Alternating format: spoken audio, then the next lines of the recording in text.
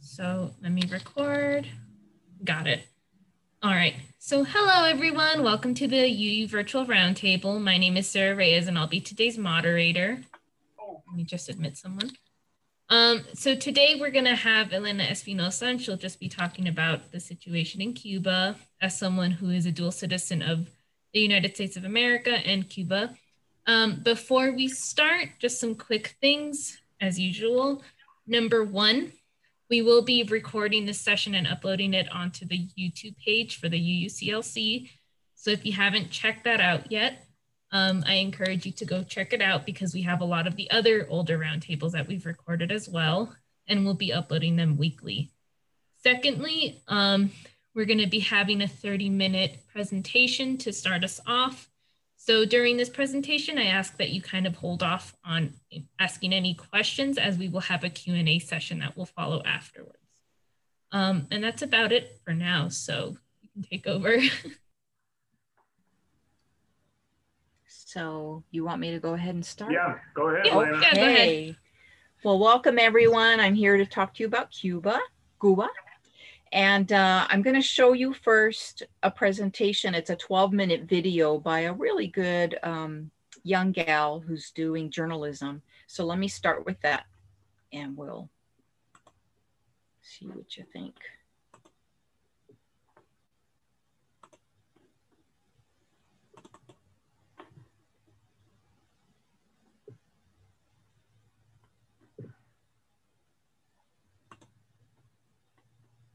I'm Liz. People come to Havana looking for the real Cuba, and this is what they do. But this is not my Cuba. My Cuba isn't so romantic, but I'm happy here. I love my country. Cuba is safe. We've got free healthcare and education. I graduated from university without paying a penny, and I became a journalist. Pero lo mejor que tiene Cuba es su gente. But we've got one huge problem, the economy. La situación está mala. Malísima. Fea. Pésimamente mal. Está difícil. Estresante. Caótica. En candela. Ahora mismo está fatal. A mí ni me preguntan. During the pandemic, people have to wait in line for hours just to buy food. Aquí la cosa está dura. COVID. I'm used to this. I grew up in crisis. Y no es embargo ni bloqueo. Es guerra. The legislation I signed today further tightens that embargo. By maintaining our embargo, El bloqueo económico persiste. Cruel e insensato bloqueo que haya existido contra nación. Our government blames pretty much everything on the US embargo. They call it the blockade. Es que lo queman mucho. We get bored of hearing about the blockade all the time. But it's real. The United States has been waging war against Cuba for 60 years. It's not a war with bullets or bombs, but it touches every aspect of our lives, recently more than ever.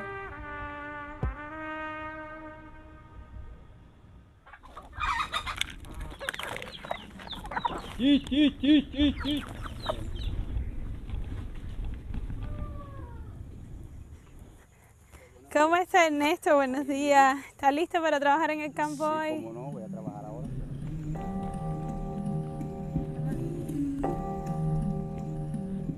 Hay personas que me conocen de 25 años y no saben que me faltan las piernas. ¿Me puede mostrar sus prótesis? Sí, cómo no. Estas son de aluminio y fibra de plástico. No tienen ni articulación, son rígidas. Y se puede partir por aquí. Y entonces la parte del pie se puede partir también. Una vez por aquí cargando un saco de yuca, se me partió por aquí. Porque a mi hija ya te digo que cuando esto se rompe es un problema. This is where Ernesto goes to get his prosthetics, free of charge. But Ernesto can't get the specialized prosthetics he needs because it's illegal for Cuba to buy them. ¿Y existen unas prótesis un poco más resistentes que usted le pudieran servir más? Existen unas prótesis más resistentes, con más calidad. Caminaría mejor, incluso podía trabajar mucho más, pero no tenemos acceso a ella por el bloqueo. Ernesto doesn't complain. In Cuba, we've lived with scarcity for so many years, we take it for granted. The blockade is the longest trade embargo in modern history. It isn't motivated by concerns about human rights. It's about money and power. Until 1959, Cuba was like a US colony. Our economy was controlled by US companies, corrupt politicians, and the mafia. After the revolution, Cuba nationalized the US companies. We claim our sovereignty, our right to govern ourselves. The government gave basic rights to the majority: women, black people, campesinos, the working class. The blockade was retaliation. It's basically a form of economic warfare. The blockade stops Cuba from doing business with the United States. They can't buy our stuff and we can't buy theirs. And we can pay for things because banks won't lend us money or even let us open accounts. The blockade also stops Cuba from doing business with other countries. That's not all. The blockade also locks us out of a big part of the internet. We're used to getting bad news from the United States. But 5 years ago, llegaron por primera vez buenas noticias de la Casa Blanca. Does not serve America's interests or the Cuban people to try to push Cuba towards collapse. ¡Que volar!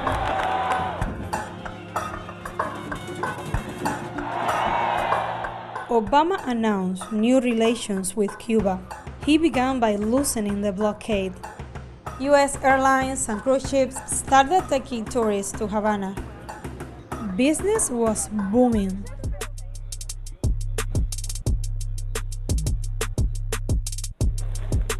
Clandestina became Cuba's first independent design store in 2015. Idania is Clandestina's co-founder. She started the store after Cuba opened its economy to private business. Clandestina pretende establecer el trabajo de los jóvenes diseñadores cubanos. After Idania met Obama, Clandestina became a symbol of Cuba's new private sector. Havana was like overcrowded, celebrities, musicians, politicians, everybody. It was insane. Chanel runway, Fast and the Furious shooting, Rolling Stone concert. The mood was anything is possible, all this sense of change, and finally to be aware of I have a future here. I can stay here, I don't have to leave my country. But then Trump won the election, so. But all of the concessions that Barack Obama has granted the Castro regime were done through executive order, which means the next president can reverse them, and that I will do. The Trump administration is imposing new restrictions on U.S. travel to Cuba. John Bolton making a South Florida stop today to talk to the Cuban-American community. Unveiling sweeping changes to Cuba policy. A major blow to the new U.S.-Cuba relationship. The U.S. has banned flights. All families to leave Cuba. The U.S. government will also ban trips by cruise ships. They'll have to go after their finances. Limiting the amount of money. Fresh U.S. sanctions. It's part of a trend. U.S. tourism stopped. And if you don't have tourism, you don't have business. No tourism, zero remittances, no trade at all. You are suffocating the private sector. You are suffocating the Cuban people. Since COVID, things have gone from bad to worse. ¿Tiene ibuprofeno por casualidad? No, mamita, eso está en baja. ¿Y warfarina? Tampoco. ¿Y metformina? Tampoco. ¿Y enalapril? Eso está en baja. You'd think the US might loosen the embargo during a pandemic. Nope. Recently, 2 Swiss companies refused to sell Cuba ventilators because they were owned by a larger US company. And a US-owned airline wouldn't take a donation of masks and ventilators to Cuba. On top of all that, the Trump administration made it even harder for our family members in the U.S. to send us money. The Trump administration has killed a deal that would allow Cuban baseball players to play for Major League Baseball.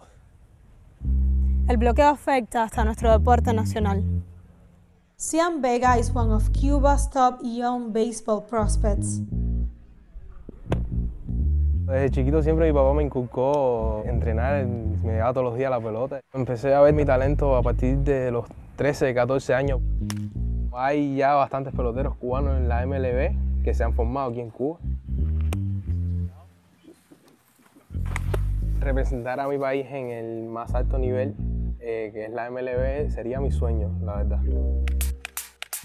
Trump, cuando nos cerró las puertas de firmar con la MLB, casi todos los peloteros se sintieron mal por esa noticia. Claro, porque ahora, en caso de que tú quisieras jugar con la MLB, tendrías que renunciar. Tendría que renunciar a mi país, no me gustaría, la verdad. Me gustaría jugar y volver a mi país, vivir con mi familia, no estar lejos de ella. For his rivals, tonight just might be the last big chance to stop Donald Trump. It's hard to believe now, but 5 years ago, some Cubans thought a Trump presidency wouldn't be that bad. Si me tuviera que escoger, yo escogería a Donald Trump. Y sabe que Cuba tiene un mercado virgen. Y a él le interesaría mucho invertir en Cuba. Entonces no creo que todo ese proceso que ha ocurrido lo eche para atrás. That same month, Trump's executives were visiting Cuba and playing golf here. It wasn't the first time Trump tried to do business in Cuba. This is the website for La Oficina Cubana de Propiedad Industrial. It's where foreign companies apply to do business in Cuba. In 2008, Trump registered his brand name for hotels, casinos, beauty contests, television programs, and golf courses. I'm okay with the Cuba situation, but I want to tell you they should be making a good deal. So what or who made Trump change his position on Cuba? Guys, we have a con artist as the front runner in the Republican Party. Thank God he has really large ears, the biggest ears I've ever seen. And you know what they say about men with small hands? Rubio, total lightweight. If he hadn't inherited $200 million, you know where Donald Trump would be right now? No, selling watches in Manhattan. Trump's fight with Rubio didn't last long. A man that's really become a friend of mine, Senator Marco Rubio. Great guy. After Trump won, they became allies. Trump let Rubio pick his Latin American team, and Rubio wrote Trump's new Cuba policy. I have wonderful memories from our visit during the campaign. I was right before the election. I guess it worked, right? Trump's war in Cuba has won him the support of powerful Cuban-American businessmen and politicians like Marco Rubio. They helped him win Florida, the country's biggest swing state, in 2016. And Trump believes this is the way to win again in 2020. I'm Cuban and support Trump. I am so thrilled to be back here with all of my friends in Little Havana. When US presidents say they are talking to the Cuban people, they're not talking to us. Because we don't get to vote in Florida. Pero los cubanos no cogemos lucha con la política de los Estados Unidos. El bloqueo está ahí y punto. Así que para adelante, que no hay más nada.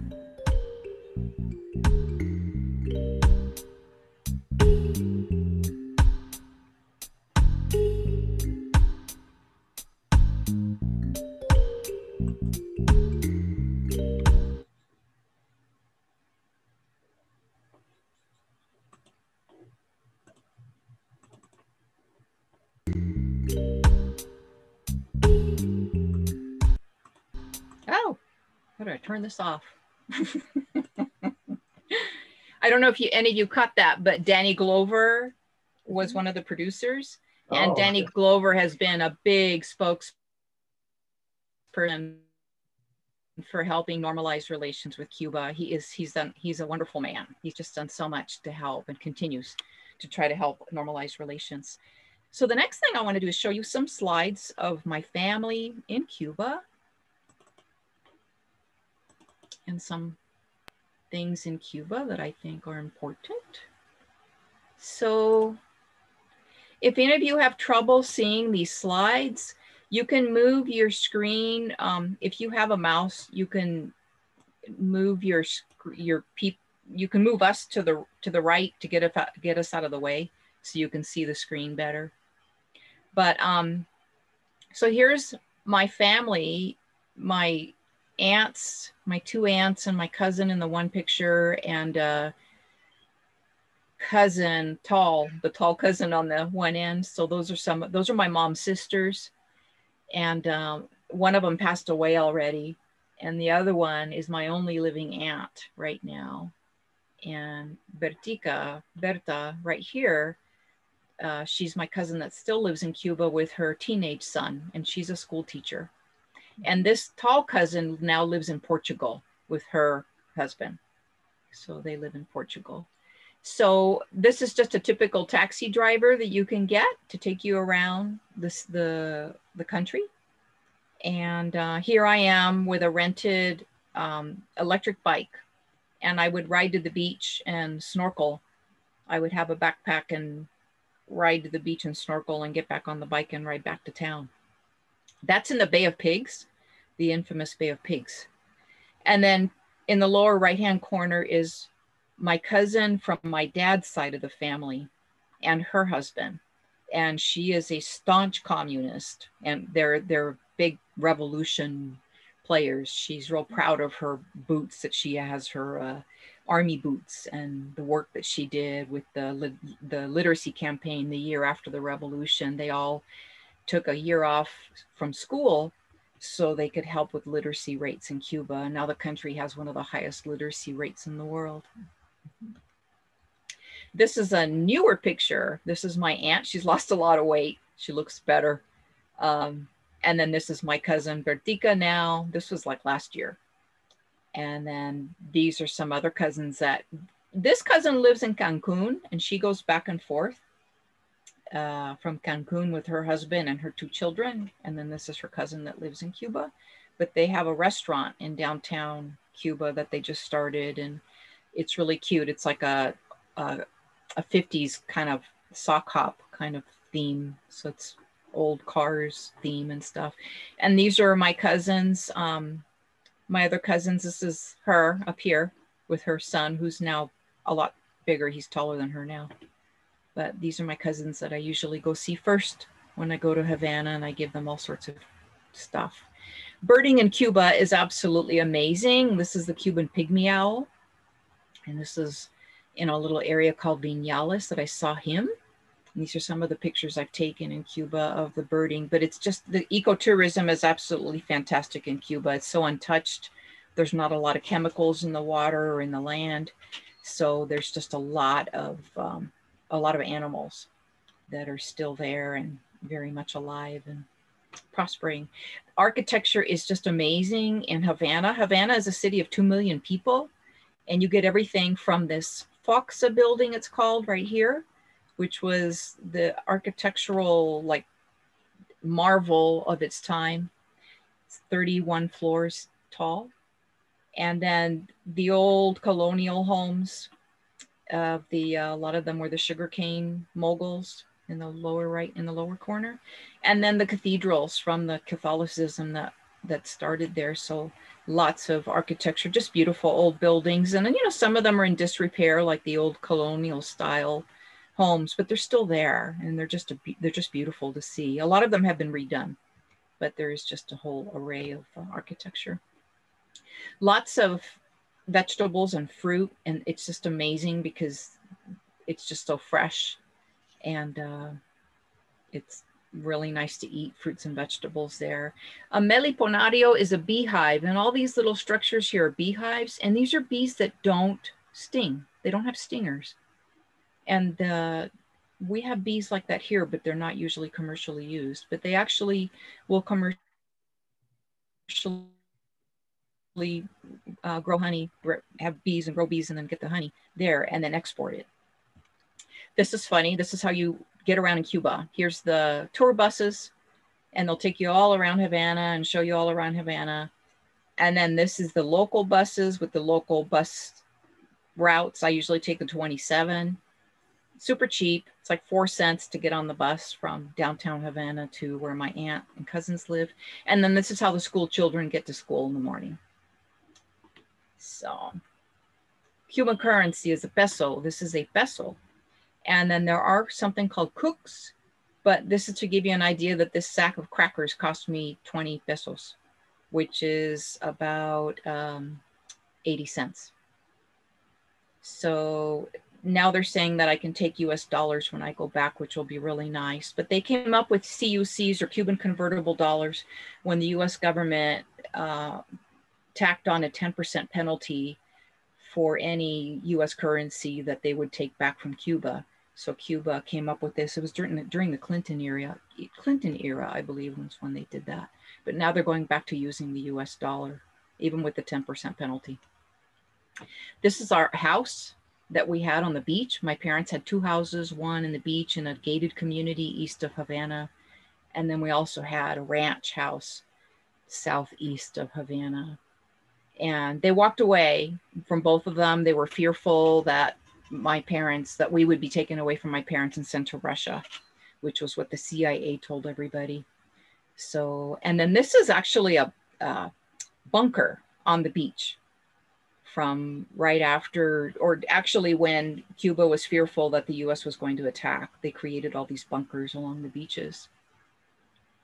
But there's a big marina nearby, and they do a lot of fishing out of that marina. They take tours out. Although there's no US tourism, there's a lot of Canadians that live in Cuba and a lot of Europeans that go to Cuba. And we did leave on the Peter Pan era flights, they were called, where a lot of children were just taken in airplanes and brought here without their parents. But my mom came with us, with 5 of us, on one of these Peter Pan flights to Miami, and then we went to Los Angeles. El Barrio Chino, this is Chinatown, and some of the classic cars. Cuba's just full of these old classic cars, and I have a truck that has 265,000 miles on it, and every time I go to Cuba, and it's like, I have no problem. I have no problem, because you look at these cars and they just, millions of miles on these cars, and it's pretty amazing how they just keep going. But there's still a big Chinatown, and quite a few Chinese in Cuba. Another way of getting around is these BC taxis. And this is some of the area. I like to walk out into the countryside when I'm staying in different areas outside of Havana. And then this is my young cousin in the lower corner with her boyfriend.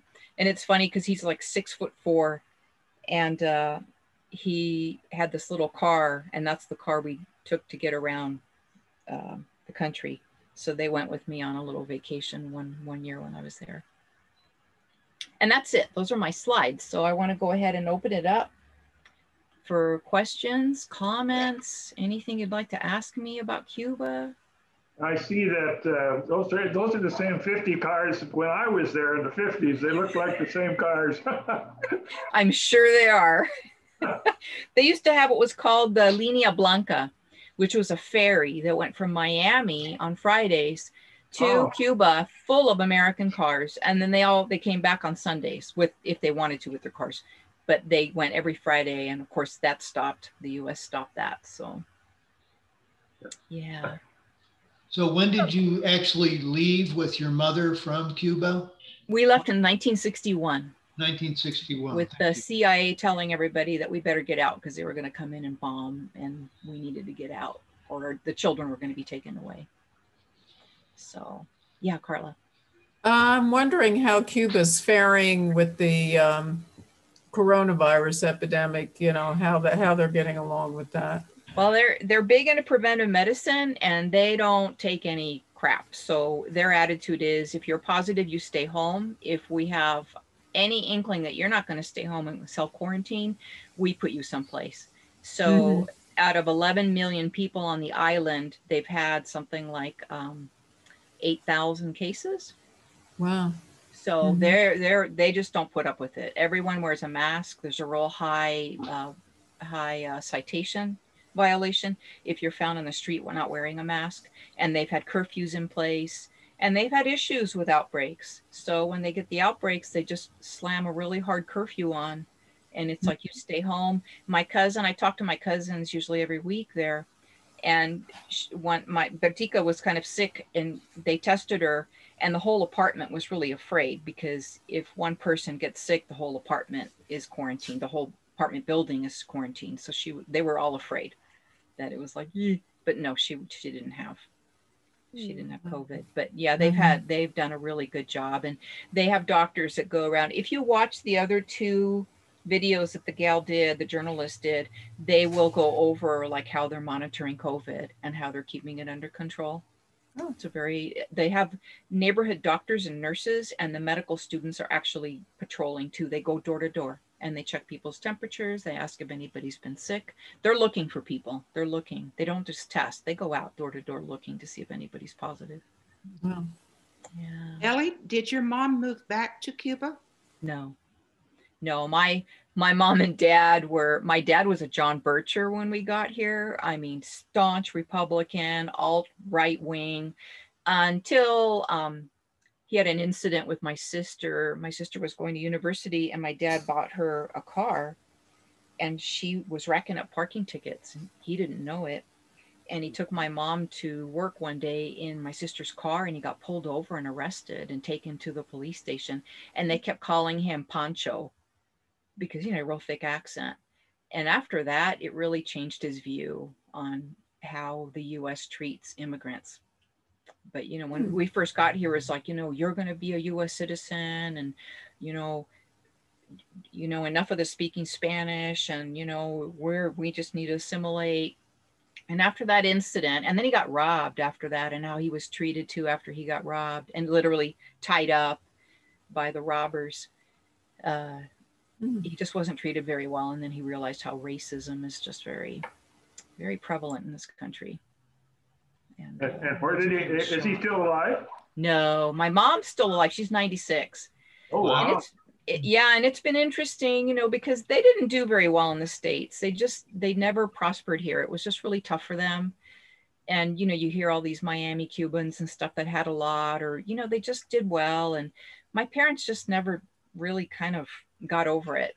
So they ended up retiring in Baja California in La Paz. But my dad ended up with cancer and they came back and then he passed away. But yeah, she's still alive. And at first when I started going back to Cuba, she was like, okay. And she has gone back. She went back a couple of times and saw her sisters, but that was it for her. Yeah. But she still lives in Cuba, right? No, she lives here. In Cuba. Oh. No, we came in 61 and we've lived here ever since. Yeah. So she lives in Florida or? No, we grew up in Los Angeles. Oh. We got checked in. We went through, you know, the check-in point in Miami from the freedom flights from the airplanes. And then we immediately went to Los Angeles where my dad's sister was living. So she sponsored my dad. So we grew up in Los Angeles. Could you explain the dual citizenship? We became citizens in 71 of the United States. And then I've been going back to Cuba since 1999. And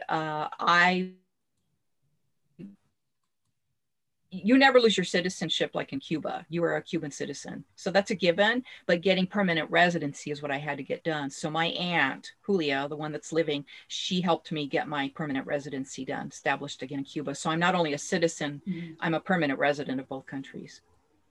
And does the US recognize your Cuban citizenship?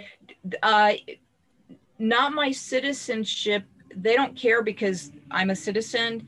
It's more of my passport. So when I go to Cuba, I leave here with my Cuban passport. So you're US citizen or you have a green card? I'm a US citizen. Okay. And that's a difference too. We were wanted here, you know, we're white, we're pretty racist, you know, the Cubans that came in the 60s, affluent, well-educated, and Fidel called it the brain drain, which it really was. It was a huge brain drain on Cuba to put that fear in Cubans saying, you need to get out of here. So they left, you know, they abandoned their homes. We just abandoned our homes thinking that we'd be back in several months.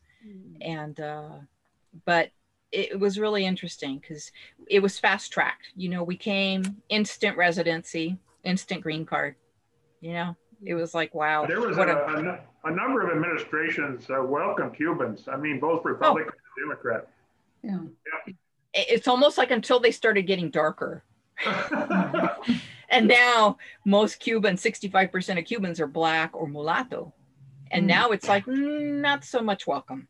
Yeah. Yeah. Elena, I have a question. Yes. Yeah, I would like to find out how much money Cubans got when they came to the United States. I had a teacher at UCLA who mentioned to us that she used the money, to go to school and educate herself. But then we discussed in history that I believe Cubans were the only people. The Cubans came here and they got some money. They still do. I mean, they instant green card. So instant green card means that food stamps, means public assistance, means all the things that come with permanent residency here. You know? Yeah, but in addition to that, there was, she mentioned that there was actually money, like a scholarship. Oh, sure. That assists you, because now individuals that come to this country, they're able to secure minimal benefits, and it's only, I believe, for a couple of months. Sure, sure. It's not what it used to be before, but I'm talking about the fact that among all the individuals coming to United States, only Cubans have received that kind of a, payment for coming here, and it was to make Cuba look bad. Privilege, right? Privilege. Do you remember how much money was given? I don't know about any program like that. I do know that a lot of churches and still churches help Cubans come here and get themselves situated and have scholarship programs and stuff. But I don't know about actually any money programs, but I'm sure there was stuff in place to help. Okay. Elena, does the blockade, our blockade, does that stop other trading partners from trading with Cuba? It seems to look like that, like big that. time, big time. When I'm there, it was really interesting to watch during Obama's last couple of years. In 2009, I was actually able to start going to Cuba from Miami instead of going through Cancun and using my Cuban passport.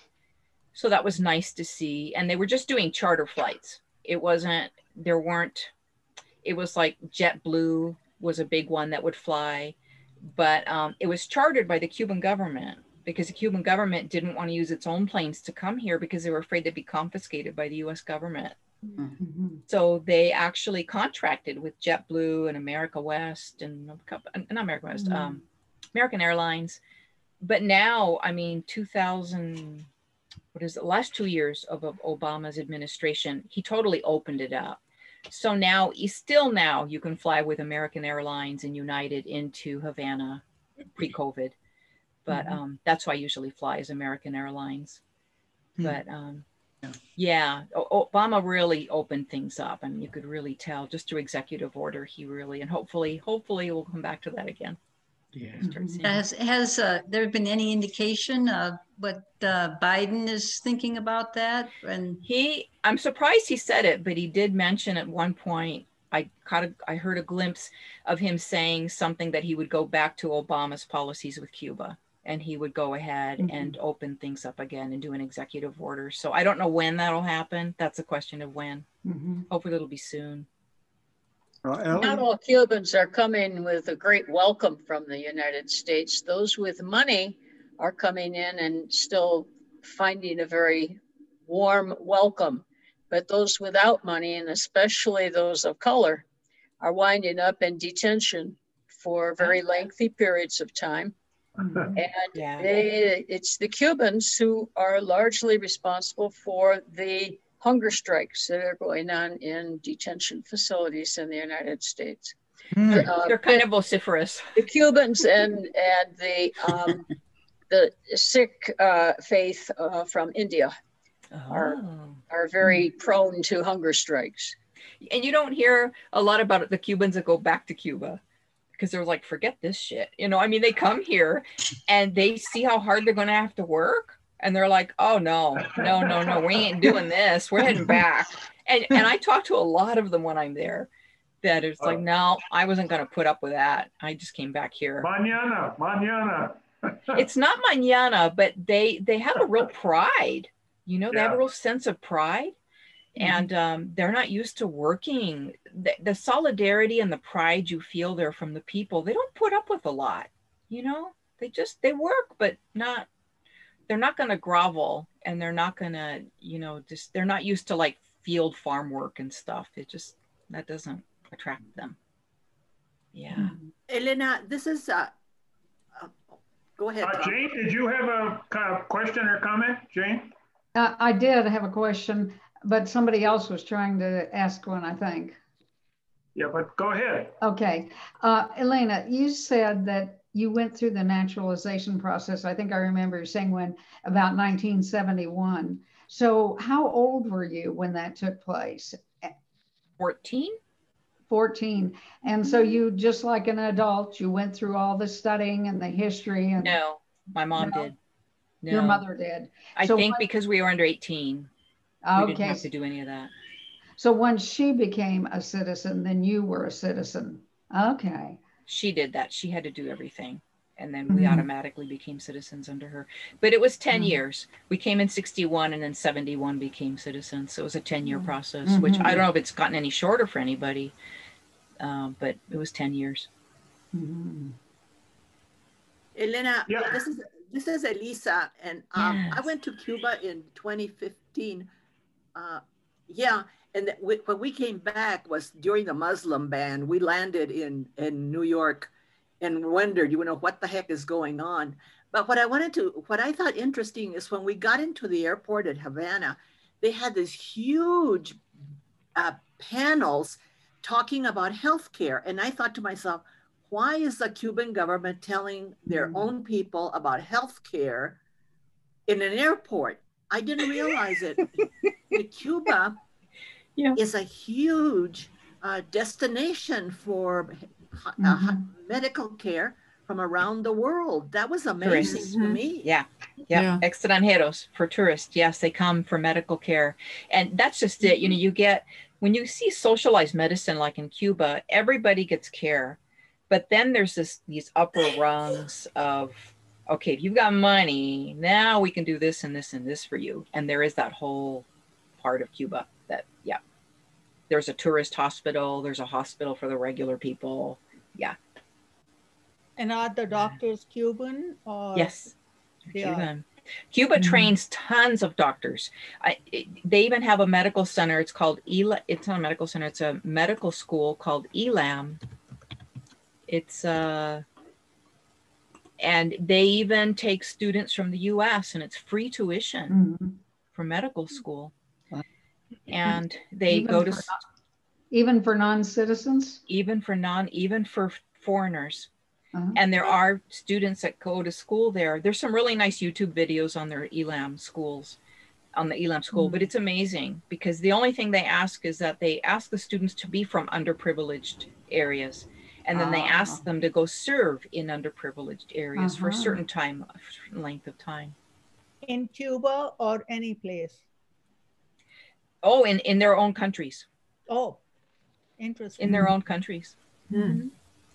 Elena, when I was there in the 70s, I felt there was a real attitude of racial mixing and racial acceptance of people of all colors. And I'm just wondering, currently, has there been any racism on the part of the government, or what kind of attitude do they have there? You know, it's interesting. When you get rid of religion, you get rid of racism like that. And it's like, it was funny because, you know, Fidel was like the only one. Like here, it's, you know, Jesus. Well, Fidel, for, you know, when you end up becoming a revolution, it's the party is your religion. And there's good and bad to that. But one good thing that you see every day there is the fact that racism just doesn't really exist like here. It still does, which is an interesting phenomena that after so many years, since 1959, you still see that kind of more class racism, more, and it happens to be color sometimes that's involved in that, but it's like a class structure, you know, class,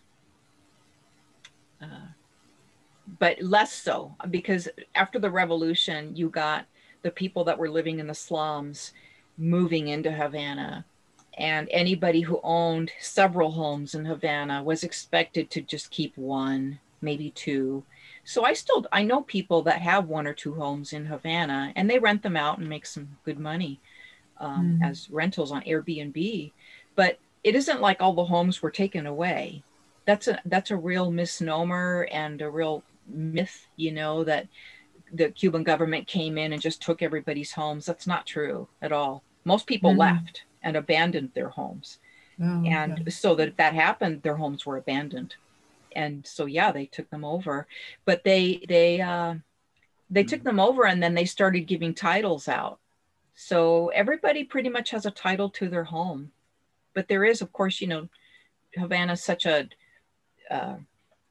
dense city that you do see younger kids that don't have a home. They don't have a place to live because there's just not enough housing in Havana proper. But once I get out into the countrysides, there's like more than enough homes. I mean, homes just sit there because the girl decides she wants to live with her parents, but that's her house. But she's never there half the time because, you know, she doesn't want to live by herself.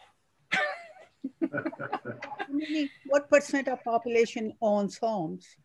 Oh, 90, I would say 95%, 90%. So homes are that expensive? They were given to them. They're given to them. Okay. But now they do buy and sell homes. You do see that now where they have allowed people to buy and sell, and then they trade too. They'll trade. And so if you were given a home, then you can sell it if you were given it to you, if it was given to you. You have to wait a certain amount of time. Okay. Yeah, there's a certain time period. So David, you wanted to comment? I was going to ask, you've talked about economic things. What is, if you're a typical, I don't know, say a school teacher, what do you make in relative to that? What would a physician make if he or she was working in Cuba annually? In one of her videos, the gal that we just watched, she does interview, her mother's a doctor. So I think it's her second one. She interviews her mother, and then she interviews other doctors. But you know, to sit there and say how much do they make is a real relative figure, because when you're not paying, when you have a libreta, so you get food, you get healthcare for free, you don't pay for any insurance to speak of like here, you don't have a vehicle to speak of because public transportation is so readily available. So the things that we spend money on, they don't spend money on. So it's kind of relatively speaking, you know, doctors can make 1,700 pesos a month, but that's relative to, well, what are your costs? What are you paying for every month? So, and then that really bothered me sometimes, because you get Cubans that will say that to you when you're there. It's like, you know, I only make $50 a month. And I'm like, well, you're not paying for everything I pay for when I'm at home, you know? I mean, you don't pay for this. And they look at me like, ew. But they don't have a clue with the expenses we have that, you know, that. But they don't go out to a restaurant and spend 10 pesos. Because you mentioned that little group of looked like bread crusts or something that were 20 pesos. Yeah. You know, I mean, if you went and bought a meal in a restaurant, I don't know if Cubans do that. I mean, is that expensive for them? There are Cuban restaurants and there are tourist restaurants. Oh, yeah. It's like here.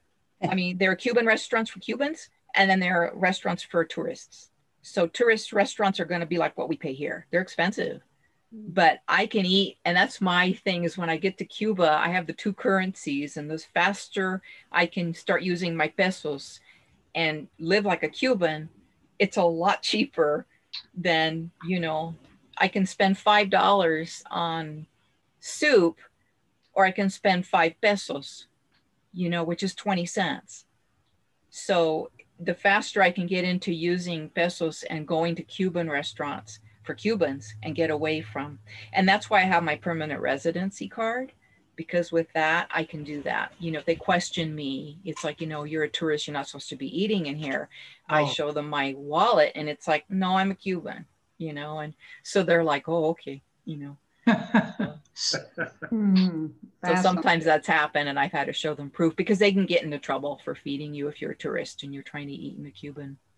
Oh, that's interesting. Yeah. Interesting. Is there that in that video, it showed that there was some shortages of food and different things. Is that still the case? Huge, huge right now since the Trump.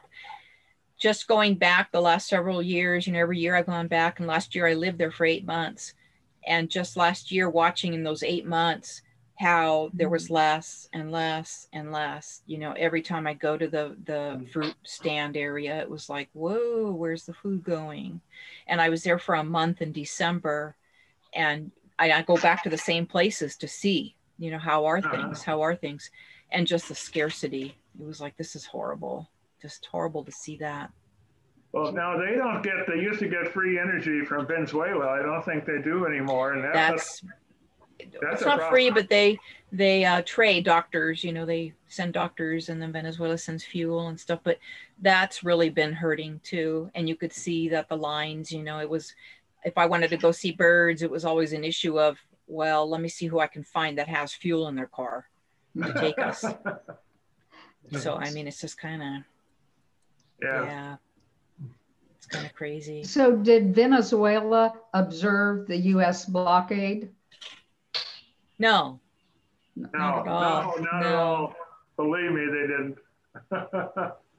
But, you know, Cuba will trade with Vietnam and, you know, the socialist, communist countries. It'll trade, but that surely isn't enough, you know, I mean. But it's funny because when I buy things there in the stores, it's like in, you know, some Middle Eastern language, and it's like, who knows where it came from? I mean, it's just, you know, just, you never know.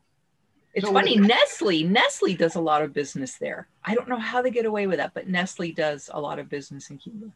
Oh.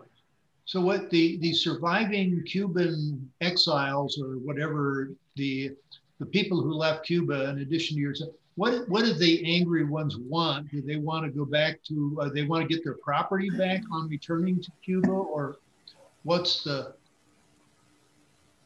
They just want to make it how it was, like, you know, what Paul was saying. It was just corrupt, and it was just, it was you know, terrible. Yeah. It casinos. Was just casinos, yeah. Casinos. And when I went into any place to do anything, I had to give money under the table almost all the time. Mm-hmm. Yeah, very corrupt. But in that vein, I mean, you've got people who, as your family did, walked away from their homes and so on because the CIA scared them. And other people left because they had their suitcase of money or something. They want to go back and sort of reclaim everything, and then including their prestige. Is that the yeah, they just want to make it a capitalist country again, and they want to, you know, bring everything back. And, you know, it's amazing because, especially, not just like in any place, if you go to a city, you have a different group of people in the city. When you go out to the countryside, you see a different group of people in the countryside, and depending upon the climate. So when I get out in the countryside, I see people that have education, healthcare, running water, electricity, and ample housing, where they lived in shacks with no running water, no electricity. No, I mean, they had no education, no healthcare before the revolution. So they're really thankful. They're very, very appreciative of the revolution.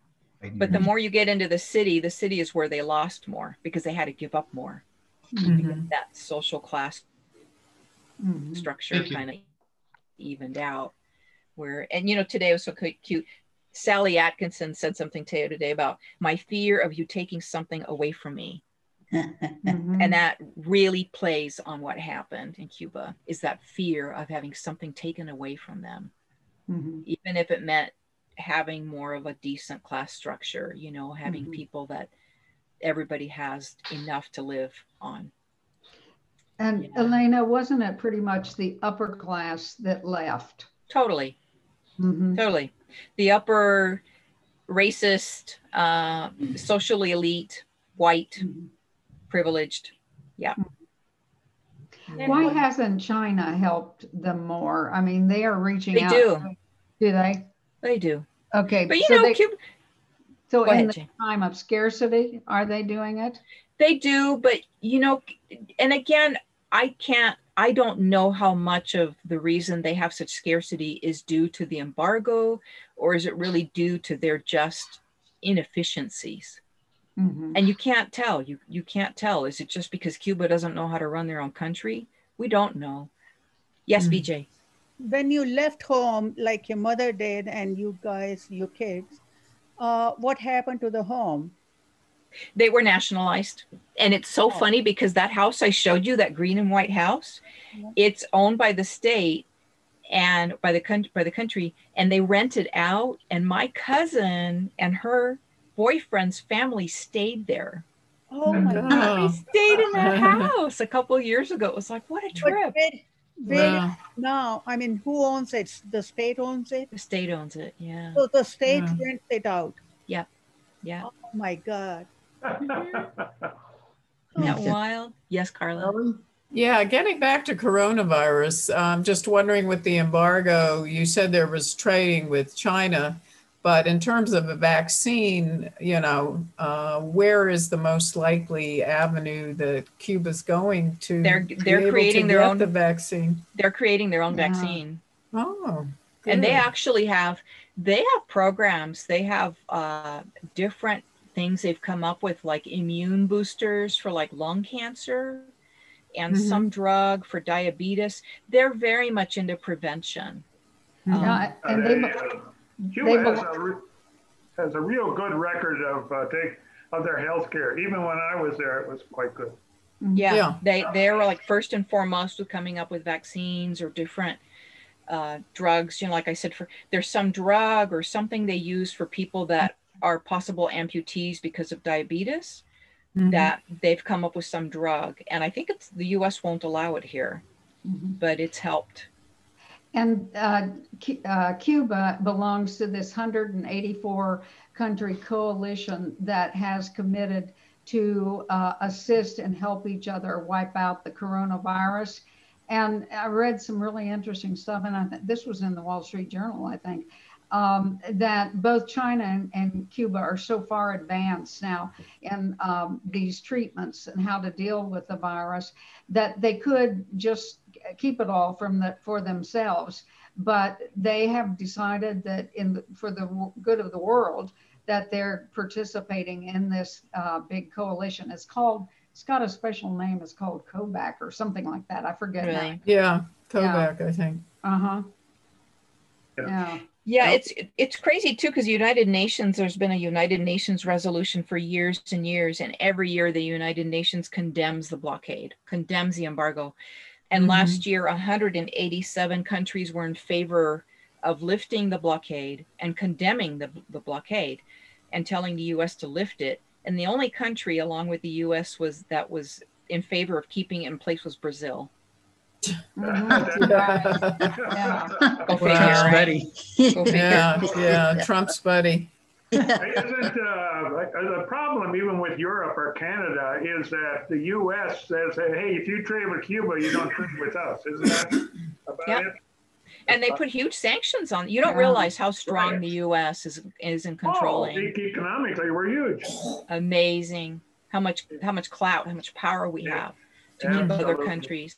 Other countries from. I can't use my bank cards there. And she was showing how surfing the web, and that'll happen to me. I have to use a VPN when I'm there, so it looks like I'm in Miami, and that way I can use everything. I can use Google and everything, but the US blocks me. It's not Cuba blocking me. It's the US blocking me, because once I put the VPN in place, I can search and do everything as long as my phone thinks I'm in Miami.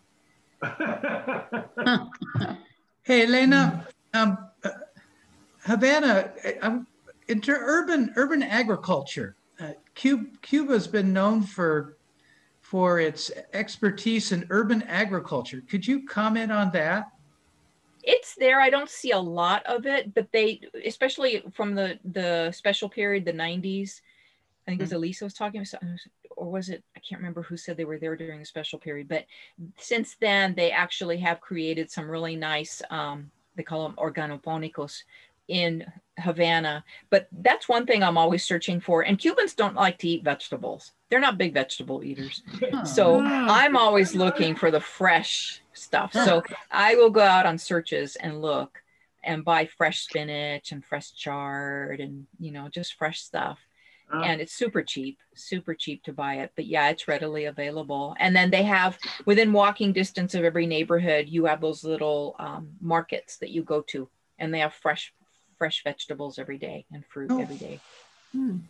Yeah. So is consumption in general of fruits and vegetables in Cuba probably is much higher than it is in the United States? No, they have horrible diets. They love potatoes. They love fried food. They love to fry everything. And it's so funny, when I'm there, I'll show them how to eat like rice with vegetables. And I stay in people's homes. I'm always staying in homes. They learn from Americans. Yeah. That's really neat. And there's a very strong Theosophical Society in Havana, which I like to visit because they're vegetarians. So I learned from them what they're buying and where to buy it. And if I can find like oatmeal in packages, I'll bring them oatmeal and stuff, which, they'll tell you that they don't have it. But what really they're saying is that it is not readily available for me to go buy it, is what when they're saying they don't have it. Because if I go searching all day long to different stores, I will find oatmeal. But they don't have that, time and energy to go to 3 or 4 different stores to find oatmeal. So. Is there significant out-migration or immigration at this point?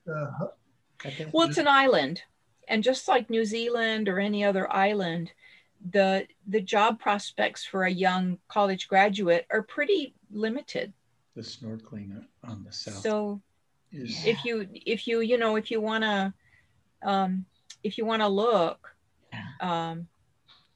for the job prospects, you're better off leaving the country and working outside of the country and then coming back later on. And it was so funny because we, as Cubans that left during the brain drain of the 60s, they call us gusanos because Jose Marti was a huge, that's who Fidel, you'll see pictures of Jose Marti everywhere. You don't see statues of Fidel. He did not want to be symbolized at all like that. But you'll see Jose Marti statues. And one thing he said was that the worms at the bottom of the tree will eat your tree. So the tree to him was the revolution, or, the socialism. But now they joke that we're the mariposas. We're the butterflies coming back. Yeah. So they call us mariposas when we come back, because we have money and we're coming back with, Elena, yes. I think it will be important to mention the fact that people from South America go to Cuba to the medical school. That's what I'm saying, ELAM. Oh, yeah, ELAM. they do. Yeah. ELAM. Yes. So when I was teaching in Tucson, one of my students from Sudan, who graduated with, I guess, community health advising certificate, her daughter wanted to be a doctor. So she graduated from high school, and right now she's in U of A. But she's exploring either going to Guadalajara or going to Cuba. When we explored what options they have, and money was an issue, I remember that it always comes, to mind about Cuba. And last year, I have a friend in Los Angeles who is from Belize. Her nephew graduated as a doctor in Cuba. And they were gonna go, they go to Mexico and to Belize, and they were gonna go to Cuba to the graduation. Yay. Yeah, so, ELAM, the Escuela Latinoamérica de Medicina. ELAM is the name of the school, and it's, free tuition. And I've known students from here that go there, and it's free. Yeah, and it's excellent training. But when everything is free, then how does the government work? I mean, where is the money coming from? The government owns the hotels. They own kind of all the hotels, all of the businesses. You do see private business, but that's why I don't like to stay in hotels, because those are government owned. And anything that the tourists visit, typically, if they're not the Airbnbs, they're going to government run stuff or government owned. So governments, like, they just put in some beautiful new hotels around central Havana. And those are funded like with Spanish money, French money. Different European countries and Canadian countries will fund partial of those hotels and resorts. But the Cuban government owns the other half. They usually own 51%. The other country owns the 49%. But that's how they fund. Yeah, it's nationalized. So they own kind of everything. But you know, like the woman, the designer young gal was talking about in the video, there's so much private business going on. A lot. And when the US opens, you know, when the US relaxes the stuff on them, it's amazing to see how much more business there is there with private entities. It's really fun to watch. I have a friend from the Theosophical Society there that he does a bicycle renting business, and some tourists realized that he needed bicycles, so he sent him like 10 e-bikes. So he rents those bicycles out, and he's an expert at fixing bicycles. So that's his business, is he rents, and then he does little tours. Him and his buddies do tours around Havana on these bicycles. So it's money. Well, I think Sarah's going to tell us about time to cut it off, right, Sarah? Yeah, so it's a little bit after 3, unfortunately. Wonderful job. Well, thank you. Thanks, Elena. Thank you, Elena. Thank you. Thank you.